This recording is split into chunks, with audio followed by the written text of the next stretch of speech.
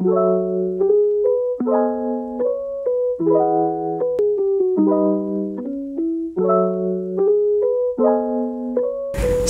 warahmatullahi wabarakatuh. Sobat Kelas MKU, ketemu lagi di podcastku, podcast keluarga utama. Lahirkan amal soleh di setiap peristiwa.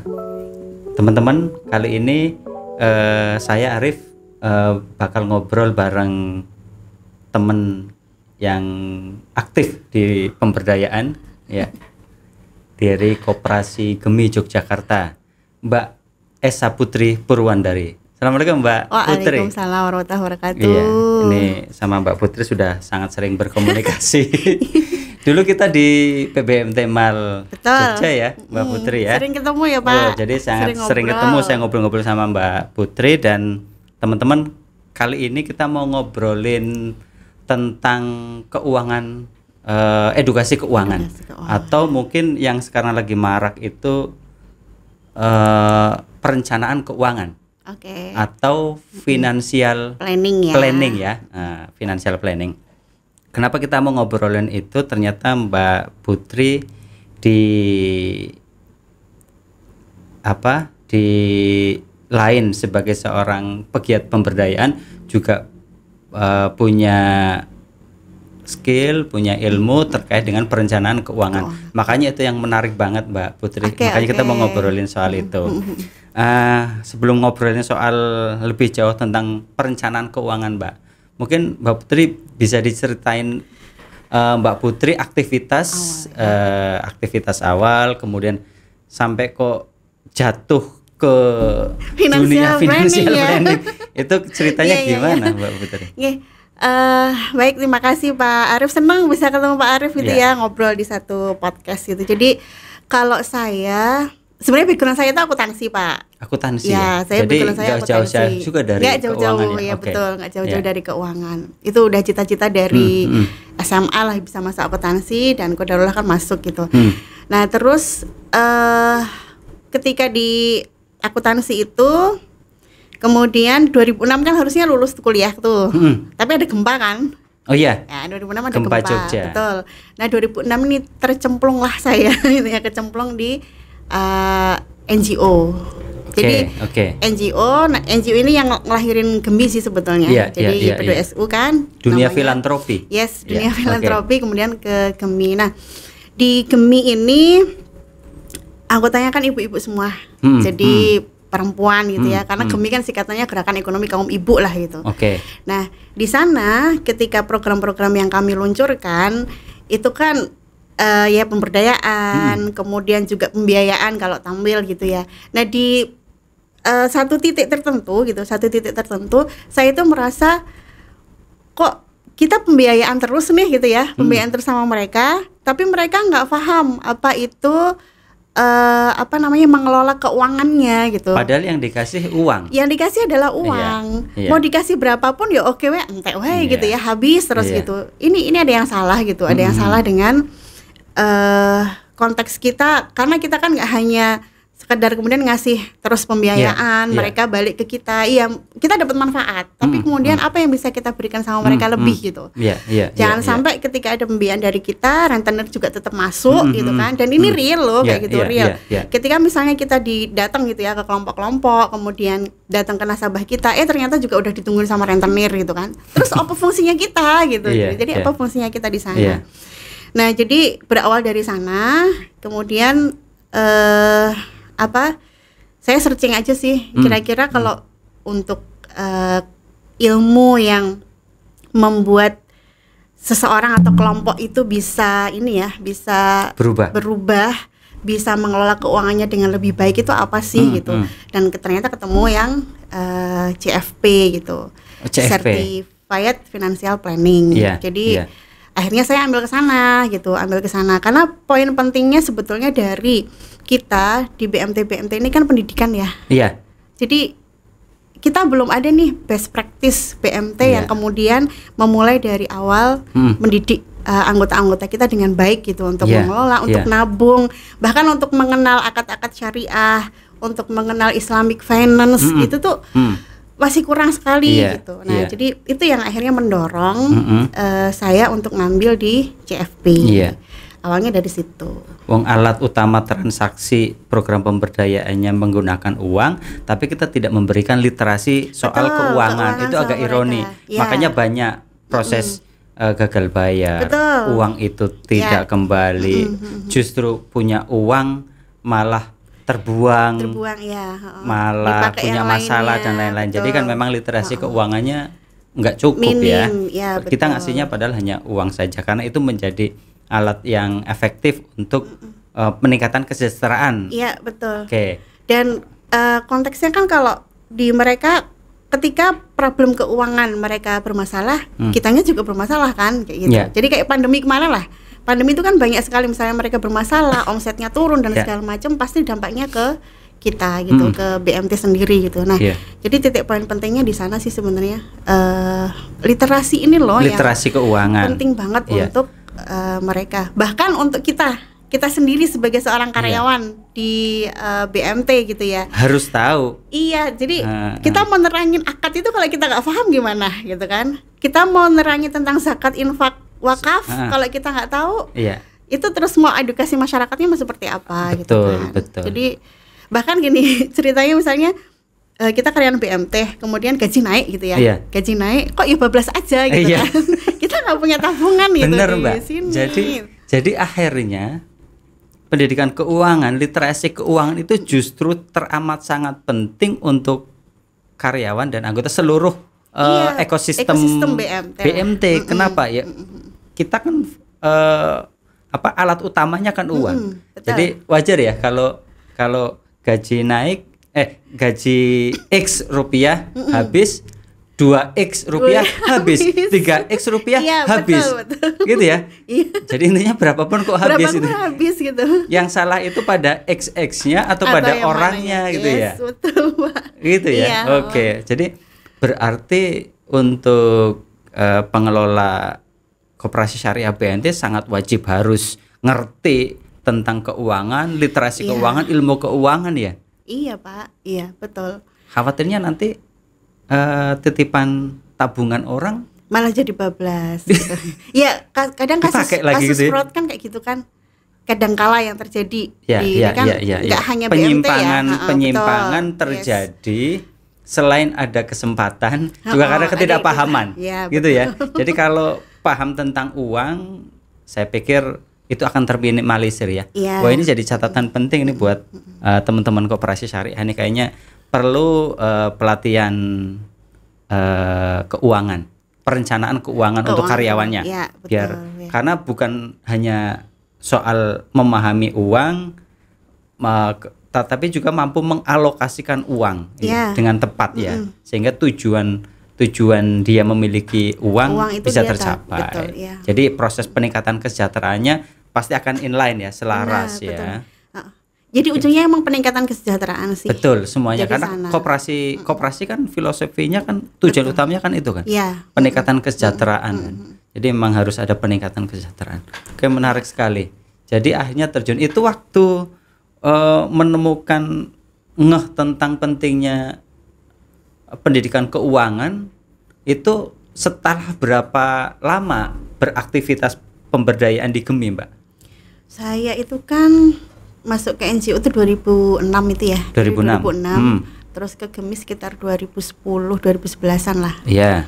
Jadi awalnya memang darahnya darah NGO, Pak, saya. Berarti sejak di GEMI Mbak Putri sudah ikut CFP tadi? Program belum CFP kan baru saya beberapa ambil tahun? Iya, baru nggak ada 1 tahun ini, Pak. 2021 saya ambil CFP ini. Oke. Sebetulnya. Berarti sebelumnya hanya itu program itu cita-cita dari Jadi zaman dulu program gitu pemberdayaan di GEMI ya biasa saja. Biasa aja. Sampai satu titik kemudian kami merasa ini memang harus ada sesuatu yang lain gitu untuk tadi ke arah literasi gitu kan. Nah, kemudian baru 2021 momentum sih sebetulnya, pandemi kan bisa online ya belajar ya. Jadi memanfaatkan momentum itu ambil gitu. Sebenarnya kalau untuk yang edukasi, kalau di GEMI sendiri kan modelnya karena kelompok. Jadi ada LWK itu ya, latihan wajib kumpul 3 hari dia sekolah. Nah, cuman itu memang belum cukup sih untuk apalagi untuk mengenalkan ekonomi Islam ya sama anggota gitu sama nasabah.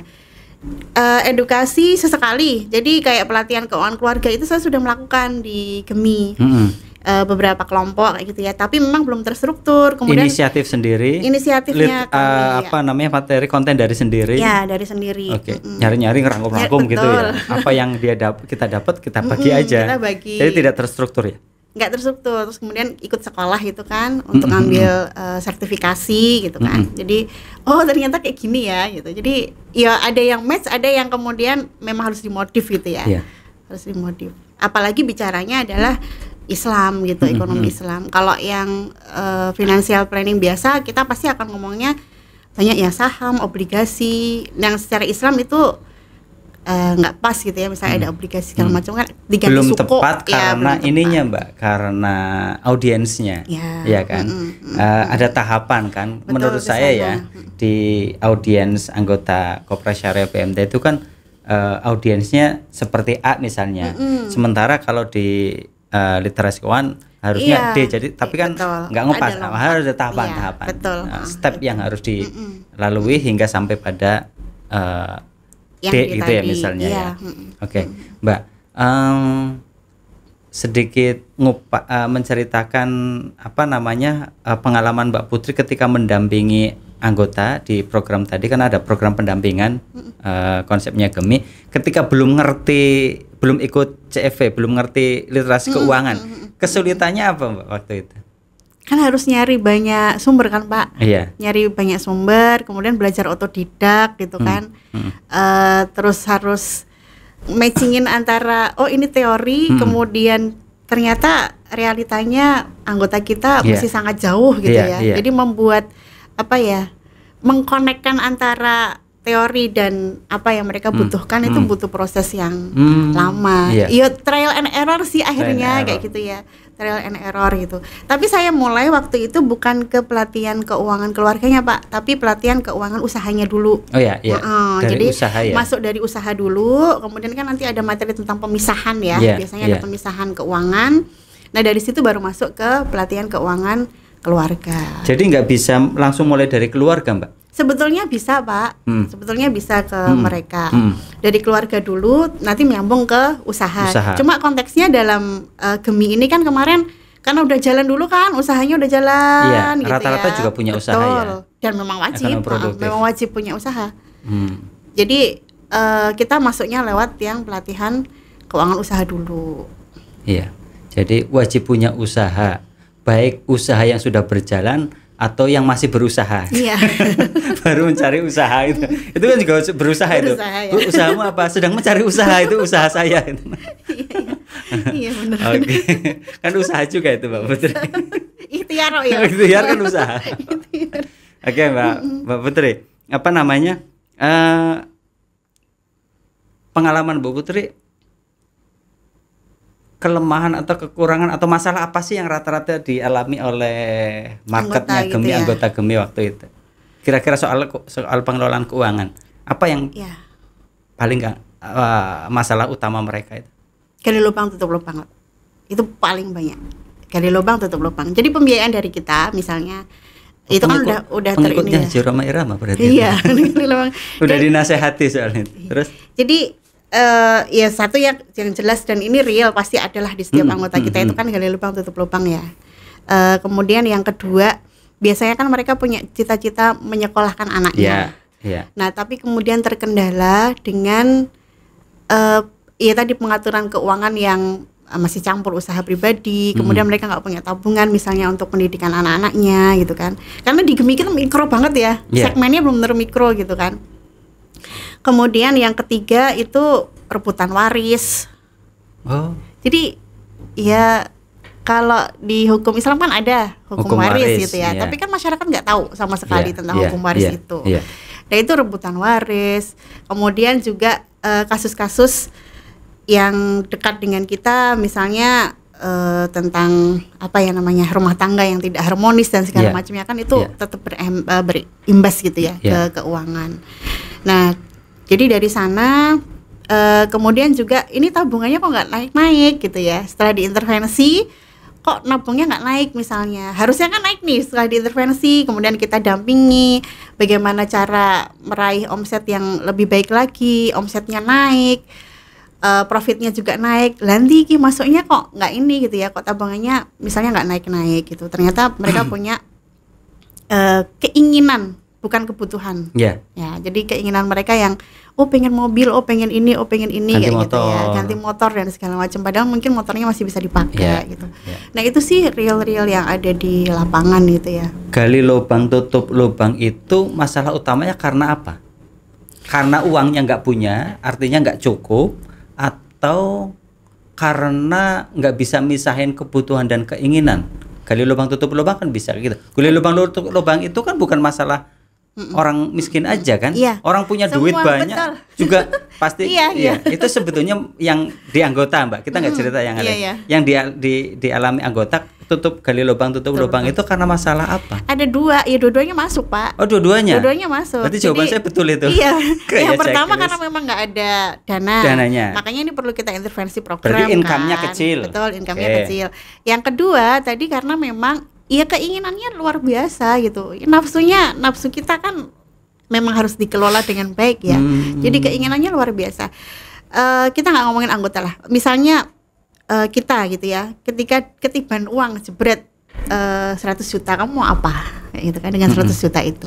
Kalau orang nggak punya planning, kalau orang nggak punya tujuan keuangan saya dalam jangka waktu 5 tahun ke depan, bingung itu 100 juta mau dijadiin apa. Oh sekarang aku inginnya beli motor Grace misalnya 3, ya udah aku beli 3, hilang itu uang gitu. Habis kan. Ya? Habis. Oke. Jadi memang masalah utama akhirnya pada jumlah dan pengelolaan antara keinginan dan kebutuhan. Identifikasi itu harus dua itu yang menjadi kunci ya. Sama ini Pak, tujuan keuangan kita dirumuskan, itu penting banget. Nah, tujuan keinginan itu contohnya kayak apa Mbak? Jadi gini. Ini sudah bicara soal perencanaan keuangan ya. Iya, perencanaan keuangan. Tapi nanti dulu Mbak Putri, sebelum kita bicara soal perencanaan keuangan, seberapa penting sih pegiat pemberdayaan, pegiat koperasi PMT mengetahui perencanaan keuangan? Seberapa penting, Mbak? Menurut Mbak Putri? Ya itu penting banget. Gimana ya? Yang pertama untuk diri sendiri, itu jelas gitu ya. Untuk diri sendiri, apalagi kalau misalnya dia sudah berkeluarga dan segala macamnya ya. Di sana kan ada, kita sering bikin visi misi lembaga kan Pak. Kita harus beres dulu berarti. Iya, keuangan kita harus beres dulu. Iya. Keuangan kita harus beres. Kan kita sering nih bikin visi misi lembaga, tapi pernah nggak kita bikin visi misi keluarga gitu ya. Kemudian sampai tadi membreakdown ke tujuan keuangan yang ingin dicapai itu apa. Kemudian kita beres dengan diri kita. Kita juga memahami konteks perencanaan keuangan ini kan tidak hanya akhirnya pada pengelolaannya Pak, tapi pemahaman kita terhadap ekonomi Islam itu sendiri itu masuk di situ. Nggak bisa kalau kita hanya sekedar pengelolaan keuangan ansih gitu ya. Ini toh ya nanti kita sama aja dengan yang lain gitu. Iya, berarti harus pengelolaan keuangan syariah. Iya, Islam lah gitu ya. Oh, Islam. Jadi harus plus Islam ya. Gitu, bukan saja perencanaan keuangan ya. Perencanaan keuangan Islam. Karena kita di BMT ya, maksudnya di BMT kalau kita luar lah maksudnya covernya atau kitanya bukan anggota BMT kayak gitu ya. Ya mungkin it's okay aja gitu untuk mengelola keuangan tidak yang berbasis Islam atau mengenalkan secara permukaan aja gitu ya. Tapi kalau kita sebagai pegiat ekonomi, apalagi ekonominya ekonomi syariah gitu. Nah, di konteks perencanaan keuangan itu kita juga harus paham tentang tadi ekonomi Islam atau ekonomi syariah sendiri itu apa sih sebetulnya gitu. Berarti kita sendiri wajib banget harus tahu, pun harus mempraktekkan sebelum kita mendampingi anggota. Jadi kita juga ngerti masalah kita sendiri apa di soal keuangan ya, sehingga ini kemungkinan masalah yang dialami juga oleh mereka gitu ya. Oke, berarti kita sendiri mesti ngerti, mesti praktekin, habis itu baru kita pendampingan ke anggota kita. Berarti mesti wajib tahu itu ya soal perencanaan keuangan. Nah, sekarang soal perencanaan keuangan, tujuan keuangan itu apa sih, Mbak? Tujuan keuangan itu kan sebenarnya impian di masing-masing kita sih. Jadi kita dalam rentang waktu misalnya 3 tahun lagi kita pengen apa aja.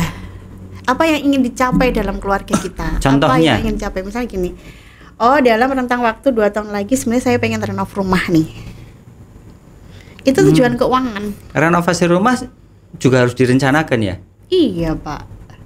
Ya tadi saya memang kadang kita bikin visi misi lembaga tapi kita nggak bikin visi misi tujuan kemudian strategi bersama untuk mencapai satu titik gitu ya dengan keluarga kita gitu kan. Bahkan misalnya gini deh, tujuan keuangan anak 5 tahun lagi mereka akan sekolah. Nah itu kan tujuan keuangan tuh. Need uang kan gitu, need dana kan untuk mereka sekolah. Kemudian nanti yang umum berarti apa saja tujuan keuangan itu yang menjadi titik tekan adalah misalnya contohnya sekolah pendidikan anak. Misalnya anak baru lahir, dia sekolah SD, SMP, SMA, kuliah. Berarti tujuannya apa yang perlu dicatat? SMA-nya kah? Kuliahnya kah? Apanya? Tergantung sih Pak. Kalau itu kalau misalnya tergantung masing-masing orang. Masuk SD ya. Berarti SD dulu. Berarti yang menjadi tujuan SD dulu itu misalnya dia baru lahir, anak usia 7 tahun masuk SD, berarti saya harus punya keuangan 7 tahun lagi. 7 tahun lagi kira-kira uang masuk sekolah berapa? Itu ada di ilmu perencanaan keuangan, menghitung nilai sekarang kemudian bukan dikonversi ya. Kira-kira nilai 7 tahun lagi itu berapa? Jadi misalnya sekarang 100.000 gitu kan. Nanti 7 tahun lagi berapa sih? Oh, jadi 1 juta, itu ada rumusnya. Berarti tujuan keuangan itu seperti itu ya. Pendidikan anak, kemudian menikah bagi yang belum menikah bagi yang belum menikah, punya rumah kalau misalnya pasangan punya baru, punya kendaraan ya, umroh ya, haji umroh itu juga gitu. Itu perencanaan. Apa tujuan ya? Tujuan itu harus jangka pendek 1 tahun, 2 tahun, 3 tahun atau berapa tahun baiknya? Baiknya sih kalau bisa 5 tahunan 5 tahun ya, kemudian di breakdown kan. 5 tahun besok 3. Akan mau punya ini, kemudian nanti kalau tahun ini dalam dalam kurun 5 tahun ke depan nanti di breakdown per tahun dan per bulan. Padahal tujuan berarti kan nggak hanya 1 ya Mbak ya? Enggak, banyak Pak. Kan kita pengennya banyak tuh. Enggak semuanya. Maunya banyak gitu. Kemampuan sedikit. Itu sebetulnya ya pentingnya ya. Kenapa perencanaan keuangan? Ya karena mau kita banyak, kemampuan sedikit gitu ya. Kan nanti ngelihat kondisi kita kan. Maksudnya, tadi saya sudah punya dalam jangka waktu 5 tahun kita ingin meraih apa aja. Kita lihat kondisi kita sekarang gitu kan. Berarti kalau lihat kondisi kita sekarang, terus saya ngoyaknya tuh mau kayak gimana gitu. Nah itu kan nanti kita cari strategi ya untuk mencapai tujuan keuangan itu. Sama gini, yang penting sebetulnya adalah pewarisan ke anak-anak. Pewarisan ke anak-anak, maksudnya menyiapkan harta warisan? Bukan harta warisan Pak. Mengelola keuangan secara Islam itu di konteks keluarga. Kan kalau kita ingin mengubah peradaban, itu kan dimulai dari keluarga kan? Iya. Nah, keluarga harus jadi keluarga utama. Iya betul. Keluarga jadi keluarga utama. Nah, dengan tadi perencanaan keuangan Islam itu kan praktis kita sebenarnya mewariskan pendidikan terhadap anak-anak kita tentang apa itu ekonomi Islam, apa itu membuat tujuan keuangan yang syariah itu yang seperti apa, biar nggak melenceng dari Quran dan hadis dan segala macamnya. Itu penting banget loh kayak gitu untuk generasi berikutnya gitu ya di era mereka lah. Itu sama yang paling penting juga kalau di perencanaan keuangan itu kita bisa tahu, kita bisa ngelis sebenarnya posisi harta kita itu kayak gimana sih? Berapa harta kita? Ya, berapa harta kita? Itu bukan buat gagah-gagahan atau ngelokro-ngelokroan ya. Kan dua. Bisa gagah-gagahan, bisa ngelokro-ngelokroan. Tapi untuk mengetahui sesok nek misalnya saya menghitung waris biar sesuai dengan aturan Islam, itu seperti apa sih? Jangan sampai ada piutang yang itu tidak diketahui oleh keluarga kita yang lain. Ternyata kita punya piutang loh sama orang lain. Punya hutang? Piutang, kita menghutangi orang lain. Kita atau kita punya hutang juga bisa atau kan? Kita punya hutang, betul. Ya, dua-duanya bisa. Kalau kita punya piutang, praktis itu kan masuk ke harta yang harus dihitung dalam warisan. Jadi hutang waris dong nanti. Kalau misalnya itu tidak diinkludkan di dalam neraca kita pribadi gitu ya, neraca keuangan kita sendiri. Dan di perencanaan keuangan nanti ada neraca keuangan keluarga. Ada. Oh, ada ya? Ada, Pak. Oh, iya, ada. Taunya kan yang namanya neraca itu kan hanya untuk lembaga, perusahaan-perusahaan lembaga gitu bisnis ya. Kita juga bisa bikin. Ada, iya ada. Kalau di perusahaan itu aset sama dengan utang plus modal. Iya. Kalau di perencanaan keuangan kita gitu ya, itu aset sama dengan utang plus nilai kekayaan bersih kita itu berapa. Dan sebetulnya prinsip keuangan keluarga akhirnya tujuan utamanya adalah menghapus uang laki-laki dan uang perempuan. Pernah dengar itu enggak, Pak? Iya, pernah. pernah dengar. Pernah dengar ya. Menghapus uang laki-laki enggak juga loh. Sebenarnya enggak juga loh, Pak. Kan uang laki-laki, uang perempuan. Itu bahkan enggak masalah loh, Pak, kayak gitu, Pak. Gak apa-apa. Iya, kalau misalnya tadi soal piutang nih, ini kan uang laki-laki, ada orang butuh, gitu kan? Kan gak ada keterbukaan, makanya berarti menurut saya perencanaan keuangan itu kan akhirnya meleburkan jenis kelamin uang kan, uang laki-laki dan uang perempuan, jadi harus terbuka gitu loh. Saya punya piutang di mana? Iya, makanya kan punya piutang di mana dan punya hutang di mana. Kan gitu kan? Akhirnya kan. Dan itu berat itu, Mbak Putri pernah ngalamin itu enggak? Pernah. Karena kalau di saya terbuka ya, Pak. Maksudnya terbuka gitu kan. Ngalamin apa dulu nih? Ngalamin maksudnya punya uang laki-laki, uang perempuan gitu. Punya pendapat yang enggak diketahui oleh pasangan, punya hutang yang tidak diketahui oleh pasangan gitu. Kalau di konteks keluarga iya, saya konteks keluarga Mbak nggak Putri. ada. Nggak ada. Berarti sejak awal memang terbuka. Itu iya. Membangun komitmen kayak gitu gimana? Apa ya, Pak? Ya awalnya sebenarnya sebelum saya ketahui tentang keuangan kayak gini ya, awalnya ya biasa sih jalan sendiri gitu ya. Ya saya juga kerja perempuan gitu kan, saya punya uang sendiri gitu. Suami juga punya uang sendiri gitu kan. Tapi terus ketika tahu ilmunya, yang saya bangun komitmen ke ini sih efek ke generasi, ke anak cucu saya aja kayak gitu. Nah itu yang bikin ngiketnya di sana. Kalau kita nggak terbuka gitu ya, nanti efeknya banyak loh kayak gitu. Jadi bisa efek ke saya, bisa efek ke anak-anak, bisa efek ke nyenengan misalnya gitu ya, ke suami gitu kan. Nah dari situ akhirnya ya ini ya wes komit gitu. Kita komit. Tapi nek utang kan tetap mau tanda tangan istri, Pak, biasanya, Pak. Ya kalau utang ke lembaga, kalau utang ke personal. Oh iya, ke personal ya. Jadi dan membuat akhirnya Mas Andi punya hutang nggak, Mas Andi? Kita cerita sama satu Mas Andi. Ada katanya.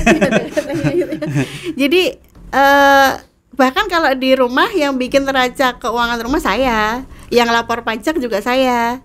Ya. Jadi ya dibangun komitmennya dari sana. Jadi mulai dari ini efeknya. Berarti soal pajak juga ya masuk di situ ya? Iya, soal pajak masuk. Di Finplan kan maksudnya? Iya masuk, Pak. Gini, kita mencoba memperjelas atau mungkin bagi teman-teman yang mungkin belum seterbuka Mbak Putri yang terjadi di soal pengelolaan keuangan ya. Karena ada beberapa faktor juga yang membuat mungkin bisa jadi teman-teman belum terbuka sepenuhnya, betul. Kan ya. Betul, entah ketika komitmen belum membangun komitmen awal soal itu, belum mengerti itu, atau mungkin sudah terlanjur berkomitmen dengan online tapi belum sepenuhnya terbuka tuh. Iya kan? Kan bisa jadi dari seperti itu. Nah, pengalaman Mbak Putri itu untuk soal keuangan ya. Itu dulu bangun komitmen itu ceritanya gimana? Atau Mas sebelum nikah cerita? Sebelum menikah? Iya, kan mau menikah tuh. Kan soal kan gak pernah ada tuh pembicaraan soal keuangan. Kan nanti kamu kerja gajinya berapa di mana gitu kan. Kan belum ngerti tuh. Nah, itu menurut Mbak Putri gimana mengkomunikasikannya? Sebenarnya gini, saya pernah ngisi di ini ya, pelatihan keuangan untuk calon pasangan. Ya. Jadi calon pasangan kalau di awal-awal hanya sekedar tahu aja sih, Pak. Tahu dia tanggungannya berapa kayak gitu ya. Kemudian Dia ngasih tahu atau Mbak Putri mencari tahu? Nanya lah Pak, nanya ke personalnya, nanya ke personalnya gitu. Jadi ya. sebelum menikah, hartamu berapa, hutangmu berapa gitu? Ya, terutama di tanggungan. Kalau waktu itu yang kewajiban saya, aja ya, kewajiban. Okay. Kalau harta sih itu kan masih bisa dicari nanti pasca menikah. Kewajiban gitu ya, kan. saja yang sudah menjadi tanggung jawab. Karena sebenarnya buat ngukur aja sih, ngukur nanti berarti pasca menikah itu ada nggak tanggungannya bersama yang harus kita selesaikan gitu kan. Bukan untuk menolak dia ya. Bukan, menolak dia gitu. Ya wes ngerti ternyata tanggungan adine akeh misalnya gitu ya. Terus enggak bukan itu, tapi untuk mengukur aja nanti kira-kira pasca menikah kita harus seperti apa kayak gitu. Oke. Mbak Putri, bagaimana membangun keterbukaan, maksudnya dengan cara apa misalnya? Bagaimana menunjukkan Mbak Putri, nih Mas saya bekerja gajinya sekian, itu gimana caranya? Kalau saya karena sudah paham tentang perencanaan keuangan ya Pak, jadi yang saya bangun pertama adalah kalau pas awal-awal nikah ya berarti kita mau bawa keluarga ini kemana sih kayak gitu kan, kita punya cita-cita apa sih sama keluarga ini. Ada pembicaraan itu? Ada Pak. Oh gitu ya? Wajib dong. Kalau boleh saya sarankan wajib loh kayak gitu. Jadi itu setelah menikah? Iya. Kalau yang sudah terlanjur menikah gimana? Ya, dimulai dari saat ini juga. Iya betul. Mulai dari yang kecil. Iya. Jadi karena kan ya kita kalau misalnya menikah kan yang jalan bareng kan. Iya. Kadang nggak ada bahasa formal kayak gitu ya. Ya tadi saya bilang kita biasa banget bikin visi misi lembaga, rapat sama orang-orang di luar, tapi berhari-hari berjam-jam. Tapi dengan keluarga sendiri kita itu nggak pernah ada meeting. Iya, nggak pernah ada meeting. Padahal itu penting dan itu tuh apa ya namanya, nggak cuman buat kita sama pasangan, tapi untuk generasi selanjutnya itu loh, untuk membangun MKU akhirnya. Berarti Mbak Putri, nih Mas gaji saya sekian. Terus suami gimana mengkomunikasiin gajinya? Karena memang dikasihin ke saya. Semuanya? Enggak, slipnya set gitu. Bukan ATM-nya? Bukan. Hanya slipnya saja. Slipnya saja. Orang menguntungkan juga itu sebetulnya ya. Suami saya kan anupis ya. Nah, gitu. Jadi tahu lah ya posisinya. Terus kan kita udah bikin rencana kan, ini akan dicapai kayak gitu. Dan sama paling penting saling menghargai aja sih. Ya di konteks kita nggak masalah ada uang istri, ada uang suami tadi gitu ya. Misalnya ada proyek tertentu, kemudian dia dapat sekian banyak, misalnya gitu ya. Cukup sekedar bilang aja gitu, dapatnya segini gitu kan. Oke, lihat aja perencanaan kita. Kalau misalnya memang ada yang bisa dicapai dengan itu, masukkan ke situ. Kalau enggak, ya udah misalnya mau masuk ke simpanan. Iya, masuk ke simpanan misalnya kayak gitu. Terus ketika neraca ya, kita misalnya fix nih, kita sudah bangun komitmen yuk, tujuan keuangan kita tahun ini, 2 tahun ke depan, 3, 4, 5 tahun ke depan seperti ini yuk, kita pengen punya rumah, pengen ganti kendaraan, macam-macam ya. Sudah fix, itu sudah clear. Kemudian nanti strateginya apa yang mesti ditambah, kan akhirnya kan muncul di situ tuh. Pendapatan kita sekian, istri kita sekian. Setelah itu untuk sampai mencapai itu masih kurang nih, berarti kita harus nambah kerja lagi nih, kerja keras lagi, nambah income, gitu kan. Nambah income-nya nambahnya dari mana, kan nanti akhirnya seperti itu. Nah, ketika membuat membuat neraca, identifikasi dulu. Nah, ketika identifikasi awal itu berdua gimana Mbak, duduk bersama terus berapa tabungan neraca kan aktif pasif kan? Itu gimana Mbak? Iya duduk bersama Pak, duduk bareng, tabunganmu berapa, tabungan saya berapa. Terus terus nanti hutangnya berapa gitu ya. Ada nggak piutang buat yang keluar dari kita sendiri misalnya gitu. Kemudian dari pasangan juga berapa gitu ya. Iya duduk bareng gitu kan. Terus nanti kita hitungkan. Nah ini tergantung sih di keluarga teman-teman gitu ya, di keluarga pegiat BMT ini siapa yang lebih detail. Kadang kan nggak hanya istri ya, misalnya nggak selalu istri yang kemudian menuliskan dengan detail gitu kan. Ada yang laki-laki yang dia detail, analitikalnya kuat misalnya gitu ya. Nggak apa-apa diserahin. Jadi tidak sepenuhnya menjadi tanggung jawab istri. Iya betul. Terus laporannya dilaporkan setiap tanggal berapa atau hari apa? bulan sih Pak. Biasanya kita evaluasinya bulanan. Akhir bulan. Berarti ada juga evaluasi keuangan keluarga gitu. Iya, ada. Ada. Iya, ada. Termasuk kalau anak-anak udah besar ya, anak usia 7 tahun aja udah bisa loh diajak begitu. Jadi kamu pengennya 3 bulan lagi pengen apa? Misalnya kayak gitu. Oh, saya pengen mainan. Oke, harga mainannya berapa? Oh, 100.000. Sekarang kamu punya uang berapa? Oh, berarti tidak mesti gitu. Keinginan itu terpenuhi atau kebutuhan saat ini juga? Enggak, jadi itu untuk membiasakan mereka membuat perencanaan. Sebetulnya. Okay. Apalagi kalau anak-anak usianya udah 15 itu udah balik loh gitu ya. Udah balik, bahkan kalau laki-laki nafkah kan. Sebetulnya melatih mereka mencari nafkah di usia 15 tahun. Kalau dari 15 tahun ini 7 tahun kita belum ngapa-ngapain mereka, ya berat gitu. Berat untuk mereka. Menarik ya. Ternyata. Jadi efek perencanaan keuangan itu nggak hanya sekedar kita bisa kelola keuangan sih, tapi panjang gitu kan. Sampai ke dalam keluarga kita, sampai masa depan anak-anak kita gitu. Nanti ada renstra keluarga juga ya? Ada. Raker keluarga ada. Iya, ada. Raker keluarga gitu ya. Ya rakernya sambil dolan gitu kan Pak, sambil ngobrol-ngobrol gitu kan. Iya, menarik. Iya. Oke, berarti sebegitu pentingnya ya akhirnya ya. Sehingga orang punya pandangan jauh ke depan, mewujudkan mimpinya. Jadi nggak asal hidup, nggak asal kerja, nggak asal jalan, memang plan rencana itu harusnya jadi sangat penting. Iya. Karena kadang-kadang tanpa plan kita melencengnya bisa jauh loh, kayak gitu kan. Akhirnya terjebak hutang lah. Betul. Terjebak rentenir lah. Iya, rentenir dampaknya. Iya. Gali lubang tutup lubang lah. Kemudian punya barang yang tidak produktif. Iya, betul. Punya aset malah justru menjerumuskan kayak gitu akhirnya ya. Hanya diberantakan, ribut. Iya, ributnya. Iya. Dan lain-lain ya. Dan lain-lain. Ya kayak pandemi kemarin lah. Pandemi kan bisa jadi contoh yang luar biasa gitu ya. Bagi mereka yang sudah punya perencanaan keuangan, mereka siapin dana darurat ketika terjadi PHK dan segala macamnya, itu masih bisa mereka ini. Pemahaman Mbak Putri gimana bedain keinginan dan kebutuhan? Kalau kebutuhan kan yang memang pokok ya.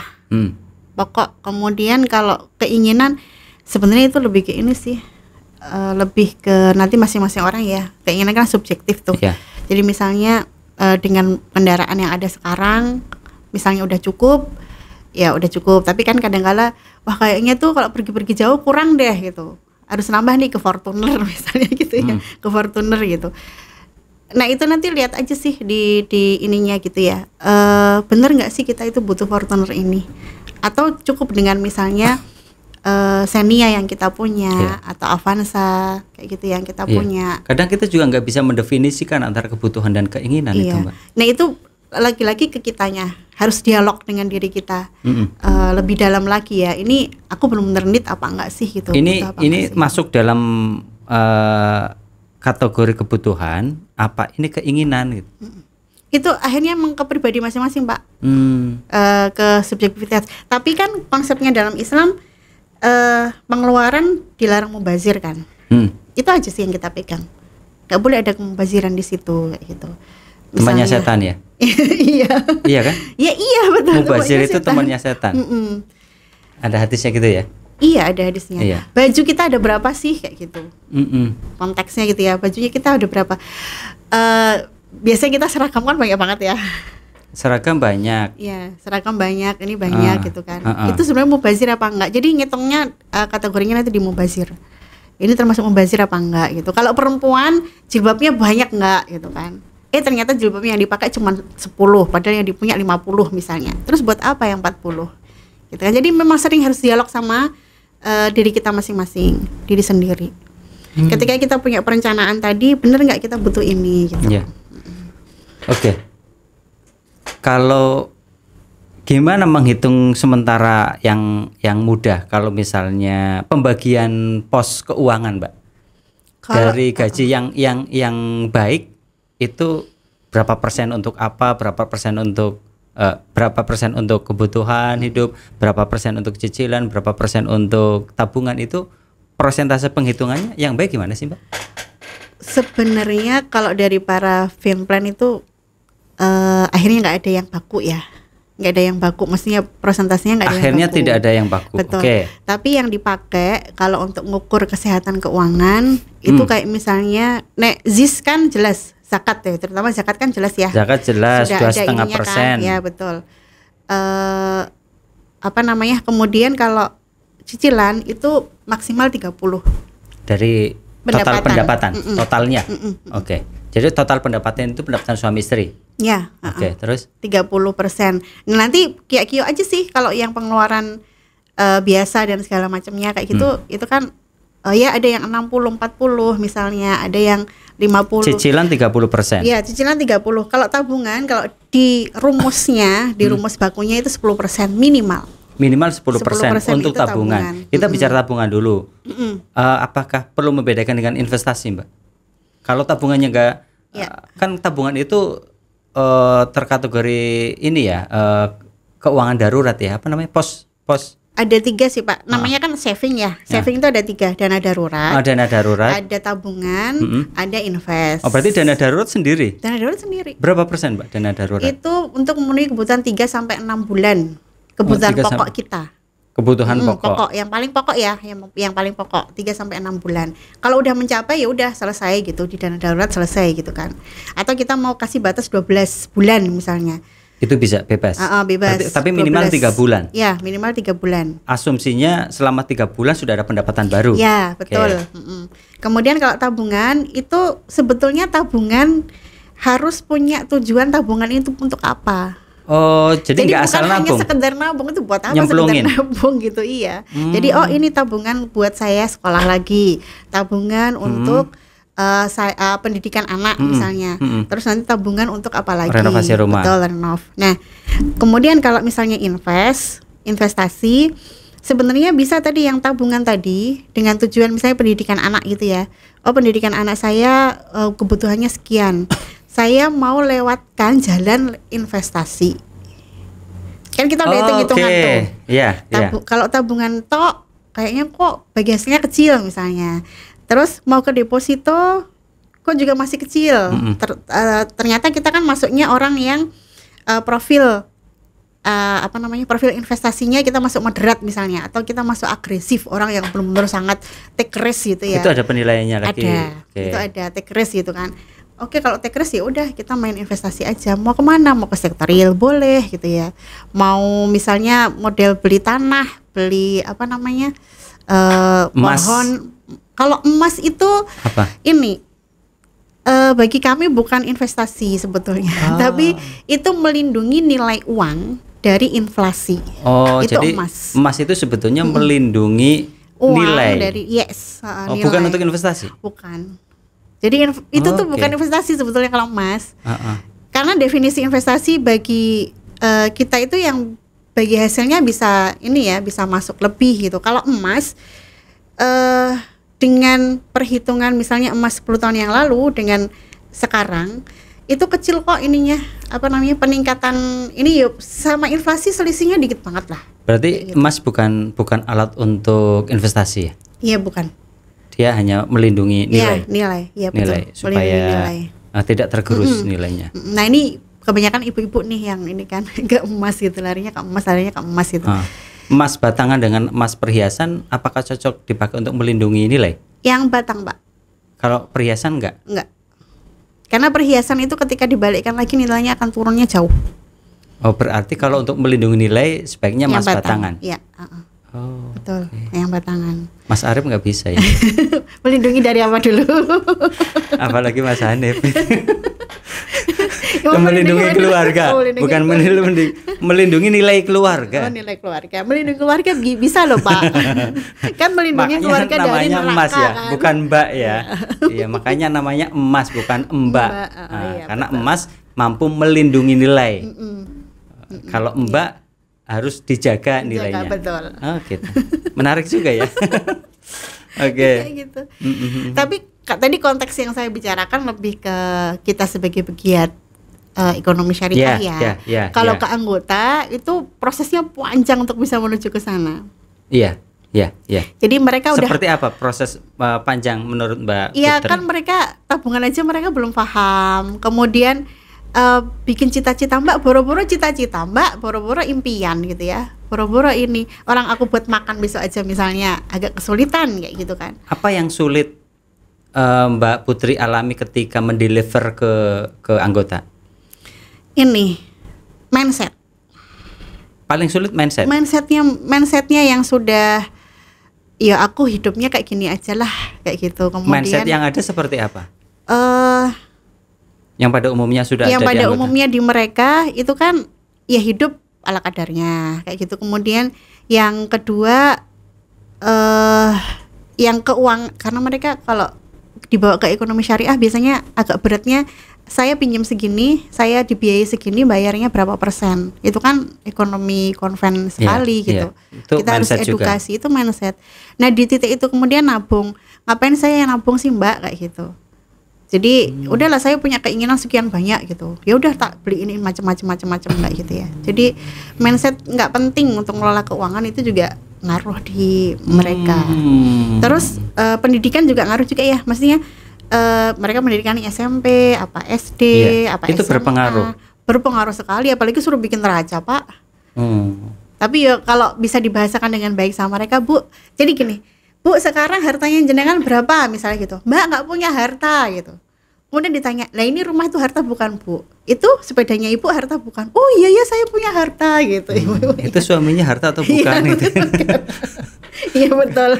Jadi, kalau suami hartanya mana? Nah itu istri saya kan itu harta yang terindah saya.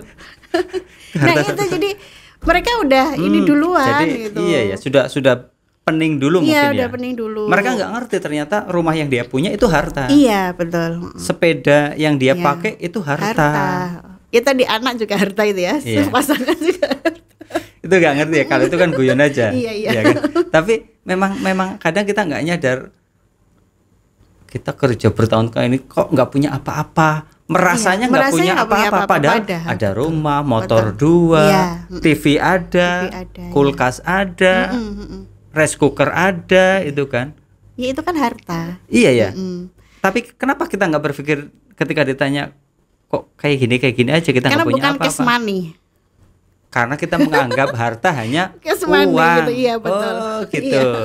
Iya. Itu mindset ya. Iya, itu mindset. Padahal kalau dihitung, ternyata harta saya banyak sekali, juga ya. Gitu, iya banyak sekali. Memvaluasi nilai itu, kalau tanah mungkin bisa ya harga pasaran, rumah juga mungkin kelihatan, kendaraan mungkin ada contohnya untuk memvaluasi apa ininya namanya ya, jadi harta berapa sih? Perlengkapan yang susah gitu kan, peralatan yang susah. Iya, kalau kayak gitu gimana Mbak? Ini aja sih harga pasar. Mesin cuci, kemudian rak piringnya, gelasnya. Kalau misalnya nggak perlu. Itu maksudnya ini perlengkapan. Di ini aja sih, kira-kira habisnya berapa? Karena konteksnya kan baru mulai ya. Kalau sebelumnya kita udah tahu, oh ini harganya dulu sekian kayak gitu. Apalagi kalau saya backgroundnya akuntansi kan ngerti banget ya Pak, penyusutan dan segala macamnya kan saya tahu gitu. Jadi bisa dihitung. Kalau yang awal-awal ya akhirnya perkiraan aja pakai harga pasar. Oh harga pasar ya. Oh piring kira-kira sendok. Kalau misalnya 2.000 misalnya gitu. Kan bisa lihat. Mungkin main-main ke swalayan yang dekat rumah, lihat sendok harganya berapa tuh catat atau di foto. Tapi gitu. nah itu yang kecil-kecil biasanya nggak tak masukin sih Pak. Sendok hilang. Udah dibawa orang gitu kan. Pas kita kerja gelas bakti, juga, kerja bakti di ini kan gitu kan. Habis waktunya buat ngitung-ngitung ya. Enggak yang kelihatan aja, yang besar aja ya. Kendaraan, rumah, kemudian televisi, komputer, laptop, itu kan masuk harta ya. Masuk harta betul. Yang besar-besar saja, lemari. Ya. Itu ya pengalaman kalau di ibu-ibu kayak gitu, terus mereka kan ketawa, oh iya Mbak ternyata harta saya banyak ya kayak gitu. Ya itu harta Bu. Akhirnya menambah rasa syukur ya. Iya. Oh alhamdulillah ternyata harta saya banyak. Yang selama ini kalau dibicara harta, kamu punya harta berapa? Aku nggak punya harta. Ini cuma emas 1 gram aja. Ngertinya kan kayak gitu. Iya. Tapi ternyata setelah dihitung harusnya menambah rasa syukur ya. Betul. Nah kemudian kalau yang ibu-ibu mendeliver seperti itu, cerita-cerita lucu apa Mbak biasanya ya yang sering Mbak Putri alami itu? Paling ya tadi sih mereka belum tahu harta itu apa kayak gitu ya. Kemudian apalagi ya? Yang paling banyak yang tadi lah Pak, yang tentang mereka mendefinisikan hartanya itu belum ke arah sana. Atau misalnya kalau kisah lucunya ketika diminta untuk coba Bu nanya sama Bapak punya utang nggak kayak gitu. Ya nanti mereka marah-marah. Misalnya gitu. Mau bayar malah ini gitu. Jadi kayak gitu. Malah jadi ribut gitu. Malah jadi ribut gitu. Mbak belajar financial planning, perencanaan keuangan itu berapa lama untuk orang awam? Berapa jam atau mungkin berapa hari, berapa minggu yang perlu kita siapkan waktunya? Kalau berapa untuk karyawan aja lah, misalnya karyawan kita ya. karyawan udah jelas gajinya dan lain-lain. Itu berapa? Training workshop ya, maksudnya sampai workshop sampai mereka bisa membuat neraca iya. Sampai bisa membuat tujuan keuangannya mereka, sampai kita coaching untuk nanti ngomong dengan pasangan seperti apa gitu ya, paling berapa ya, 5 sampai 6 kali pertemuan ya. 5 sampai 6 kali. Asumsi 6 kali pertemuan. Ya, Satu kali pertemuannya masing-masing 1 jam. Bisa. 1 jam bisa. Kayak gitu bisa ya. Oke. Gitu. Kalau ke anggota beda kan, maksudnya kita harus lihat pendidikan mereka segala macamnya ya. Harus ada mapping dulu. Iya, betul. Iya, mapping dulu ke anggota. Gitu. Berarti memang ternyata begitu pentingnya ya perencanaan keuangan ya. Jadi menghindari gali lubang tutup lubang, perpecahan keluarga. Tim gitu kan, tim keluarga, kemudian menjaga keberlangsungan keluarga dan ujungnya peningkatan kesejahteraan sama kita ya. Iya, makanya teman tanya gajimu berapa, sekian juta, punya tabungan enggak, nah terus gajimu naik kan, iya, jadi berapa, jadi sekian, punya tabungan enggak, loh masa enggak punya tabungan, yang salah di mana gitu kan. Betul. Ternyata proses perencanaannya yang memang belum ngerti, belum banyak. Oke Mbak Putri, terima kasih ya, ngobrol-ngobrol soal perencanaan keuangan, menarik sekali. Dan bagi teman-teman yang bergelut di lembaga keuangan terutama, itu menjadi faktor yang teramat sangat penting, karena tiap hari kan kita ngelihatnya uang, berkecimpung dengan menggunakan alat uang gitu ya. Jadi harus betul-betul memahami, bahkan ini menjadi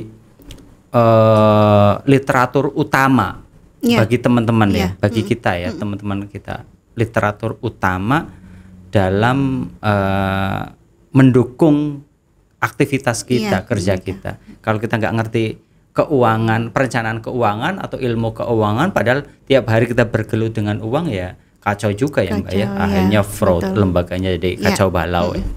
Oke Mbak Putri, terima kasih ya, senang banget nih ngobrolin soal perencanaan keuangan. Mesti ada follow up-nya nih kayaknya. Apa Pak? Ada follow up-nya nih terkait dengan perencanaan keuangan, terutama untuk teman-teman kita supaya bisa tahu. Nah, teman-teman kalau mau tahu banyak Mbak Putri, Facebooknya apa Mbak Putri? Facebooknya Esa Putri Purwandari. Kalau Instagramnya Esa Putri _P. Esa Putri _P. Ya, teman-teman bisa follow dan jangan lupa like, share dan subscribe podcastnya Las MKU gitu ya. Terima kasih Mbak Putri.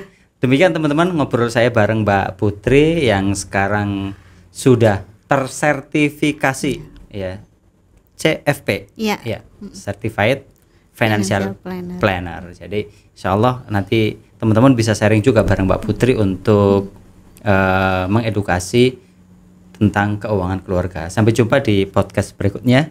Assalamualaikum warahmatullahi wabarakatuh. Waalaikumsalam warahmatullahi wabarakatuh.